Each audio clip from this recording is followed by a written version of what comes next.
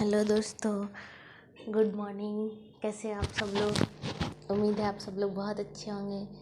तो आज हम क्या बताएंगे, इंग्लिश पढ़ाएंगे आपको और बताएंगे कि किस तरह इंग्लिश को आसानी से, इजी से, ट्रिक के अकॉर्डिंग उसको याद करें। और बस वर्ड से ट्रिक निकालना बताऊंगी मैं, ठीक है। जैसे कि आज मैं सबसे पहले बेसिक से बताऊंगी कि इंग्लिश का क्या है, सिलेबस कहाँ से आता है, कितने क्वेश्चंस आते हैं एग्ज़ाम्स में, ठीक है। तो उसको बताएंगे और शुरुआत करते हैं इंग्लिश की। सारे एग्ज़ाम्स में इंग्लिश की क्वेश्चंस आते हैं, तो ग्रामर पोर्शन से मैक्सिमम क्वेश्चंस आते हैं। तो ठीक है, आज हम बताते हैं आपको, ठीक है। इंग्लिश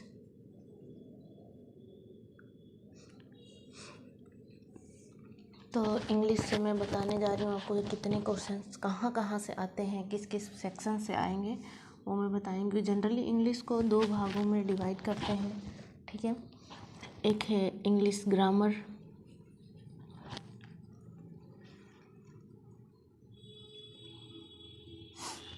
ओके, इंग्लिश ग्रामर है। दूसरा पोर्शन होता है लिटरेचर,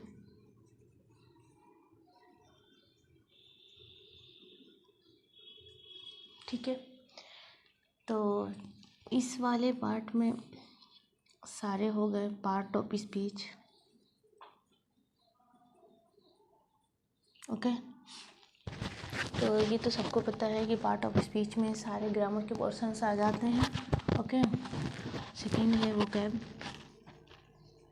वोकैब के अंदर भी बहुत सारे टॉपिक हैं, ओके। तो first topic is synonym, second is antonym, and third is one substitute, ठीक है। And fourth is idioms and phrase, ठीक है। idioms and phrase and first, second, third and fourth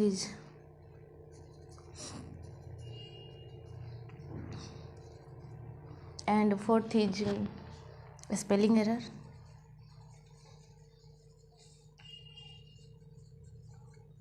okay. तो इन सारे सेक्शन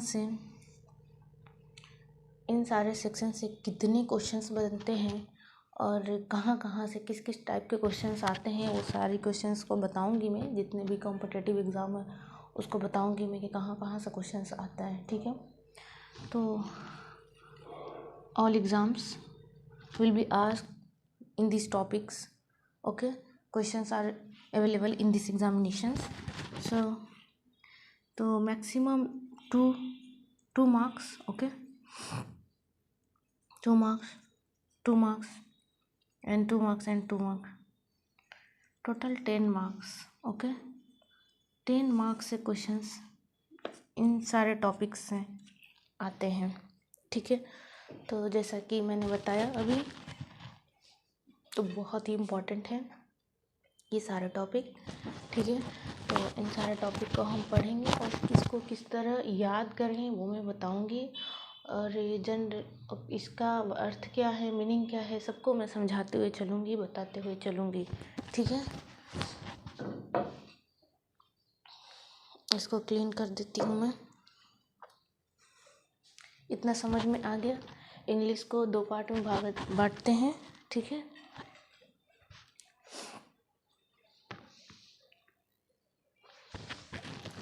तो जैसा कि मैं बताई, इंग्लिश को दो पार्ट में बांटते हैं, लिटरेचर और ग्रामर। और थर्ड पर्सन था जो वोकैब था, उसमें सारे टॉपिक को बता दी थी मैं। और लिटरेचर वाले पोर्शन से क्या क्या क्वेश्चन आते हैं, कहाँ से आते हैं, इसका जो लिटरेचर पोर्शन था इसको बता दे रही हूँ मैं, ठीक है। यहाँ से पैसेज आते हैं, ठीक है, कॉम्प्रीहेंशंस, ठीक है, और रीअरेंजमेंट, इसी को PQRS भी कहते हैं। तो ये सारे क्वेश्चंस आते हैं। और लिटरेचर जनरली एक साहित्य है, तो यहाँ से TGT PGT जो है, तो ये जनरली पर्टिकुलर जो इनका एक सब्जेक्ट होता है वहाँ से क्वेश्चंस आते हैं इससे, ठीक है। तो वो सारे मैं पढ़ा दूँगी, बट या पहले वोकैब को स्टार्ट करते हैं, ठीक है। तो ये हो गया इतना क्लियर कि कहाँ इंग्लिश से जनरली कहाँ कहाँ से क्वेश्चंस आते हैं, ठीक है। तो अब मैं बताने जा रही हूँ आपको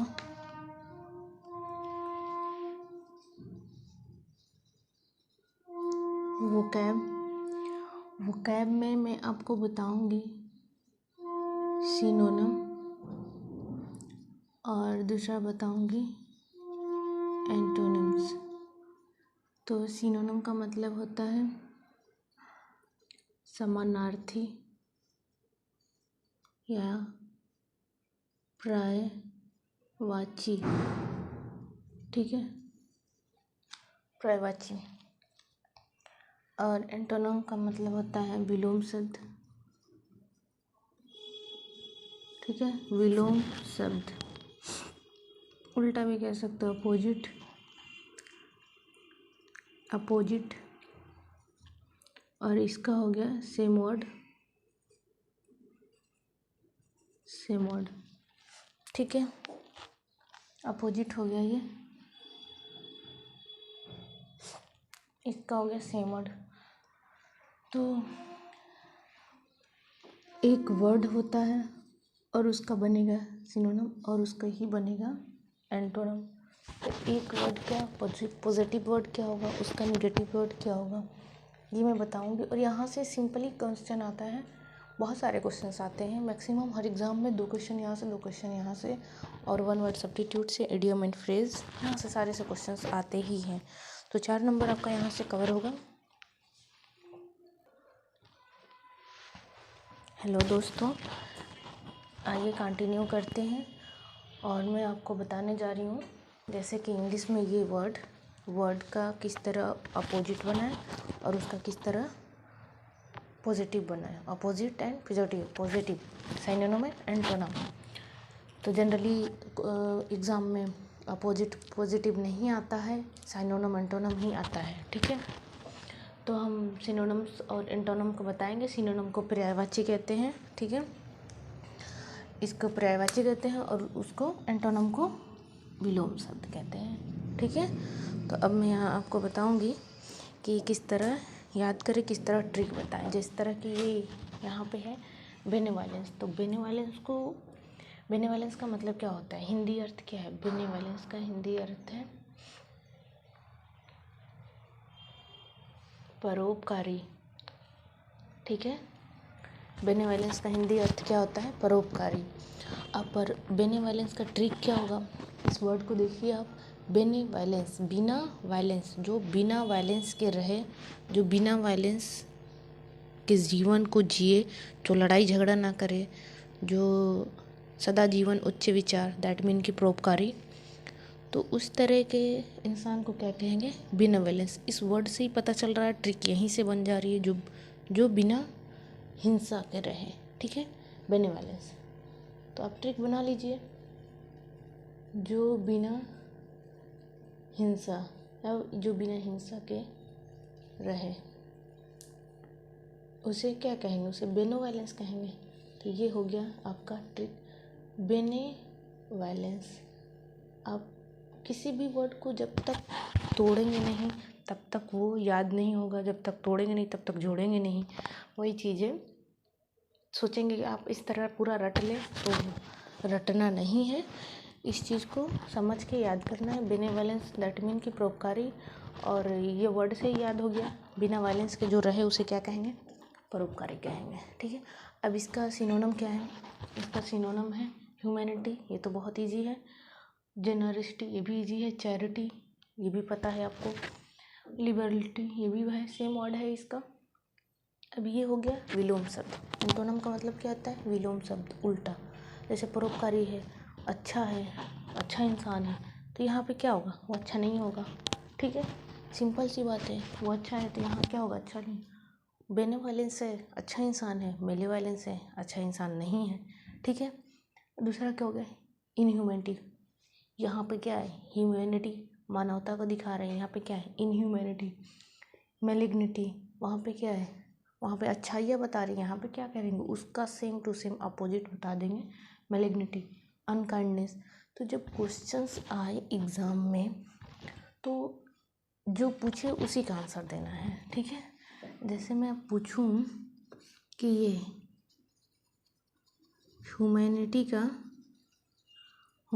का एंटोनम क्या है, ठीक है।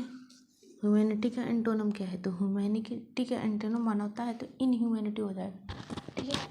अनकाइंडनेस हो जाएगा, मैलिग्निटी हो जाएगा, मेलेवलेंस दे दे, ठीक है।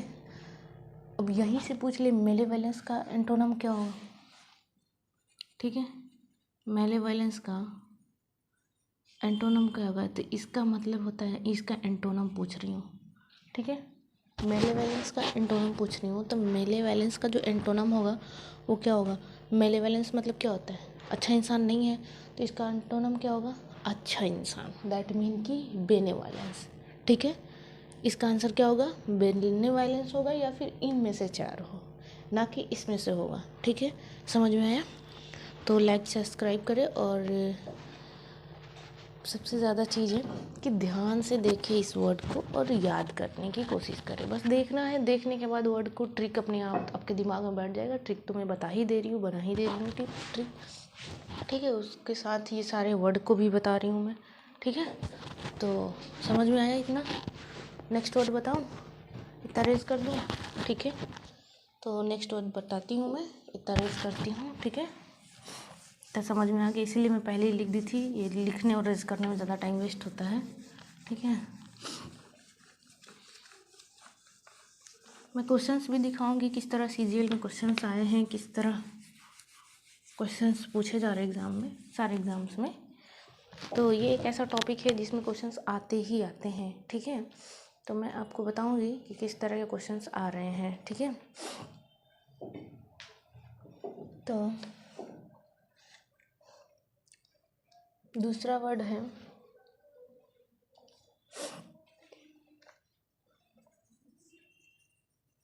बारबरस, बारबरस OUS, ठीक है। बारबरस, ठीक है। बारबरस क्या है, तो बारबरस का सिनोनिम क्या होगा, बारबरस मतलब क्या होगा, क्या लग रहा है आपको, किसी को पता है। बारबरस का मतलब होता है क्रूर, ठीक है, असभ्य, ठीक है, असभ्य। तो जाहिर सी बात है इसका क्या हो गया, अनसिविलाइज्ड होगा। सेम वर्ड क्या होगा इसका, सैवेज, अनसिविलाइज्ड, ठीक है। थर्ड क्या होगा, अनटेम्ड, ब्रूटल, ठीक है। अब इसका अपोजिट क्या होगा, इसका अपोजिट अच्छा हो जाएगा, इसका अपोजिट हो जाएगा क्या होगा, तो इसका अपोजिट पॉजिटिव वे में हो जाएगा ना, तो कल्चर हो जाएगा, सिविलाइज्ड हो जाएगा, ठीक है, रिफाइंड, बिल्कुल प्योर शुद्ध, ठीक है। तो ये हो गया, ये तो वर्ड हो गया। अब बारबरस का मतलब असभ्य, ये सब पता है। अब बारबरस को कैसे याद करें, यहाँ पे मेन चीज़ क्या है, रटना नहीं है, क्या करना है, याद करना है। वही चीज़ मैं बता रही हूँ कि रटना नहीं है, वर्ड को देख के ही और वहीं से ट्रिक बनाना है और उसको क्या करना है, याद करना है। तो अब आप यहाँ पे देखो ध्यान से, बार बार, तो इसका ट्रिक क्या बन गया, जो बार बार, वही तो बना रही हूँ मैं, उसी वर्ड से बना रही हूँ, जो बार बार बोले, जो बड़बड़ बड़बड़ बोले, जो बड़बड़ बड़बड़ बोले, कुछ भी कह सकते हो, थोड़ी सी ऊपर नीचे कर सकते हो, जो बार बार बोले, बड़बड़ बड़बड़ बोले, उसे असभ्य कहते हैं। उसे क्या कहेंगे, उसे असभ्य कहेंगे। एक और ट्रिक, आर को हटा दो, बाबर, बाबर बहुत क्रूर था, ठीक है, बाबर बहुत क्रूर था, दो ट्रिक हो गया, सिर्फ इस वर्ड को याद करने के लिए, क्योंकि यही वर्ड कॉम्प्लिकेटेड है। और यही वर्ड अगर दे दे एग्ज़ाम में, इस वर्ड का सिनोनिम क्या है, इस वर्ड का एंटोनिम क्या है, तो अच्छे अच्छे लोग नहीं कर पाएंगे, क्योंकि ये बार बार ही नहीं पता कि है क्या। तो इसी तरह कॉम्प्लिकेटेड वर्ड ही देता है, ये तो आसान वर्ड तो देगा नहीं। इसका भी एक वर्ड यहाँ पे जो सेवेज है, इसका ट्रिक बता रही हूँ मैं आपको। सेवेज, ठीक है।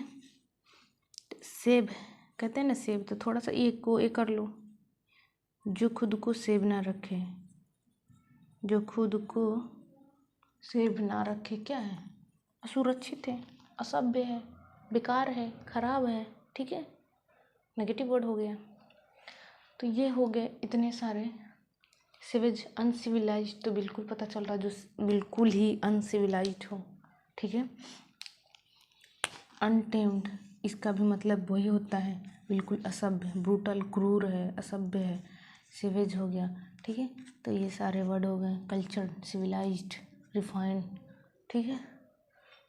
इसका एंटोनिम हो गया वो। तो एंटोनिम में कभी पॉजिटिव, ये नहीं कि एंटोनिम का मतलब सिर्फ नेगेटिव नहीं होता है कि पॉजिटिव वर्ड है तो उसका भी नेगेटिव बनाएंगे, नहीं। According to word you can define कि what is the word says that, okay. Cultured है तो अब कल्चर का एंटोनिम पूछेगा, तो कल्चर का मतलब सभ्य है, तो ये इसका क्या होगा, अनसिविलाइज्ड हो जाएगा, ठीक है। समझ में आया।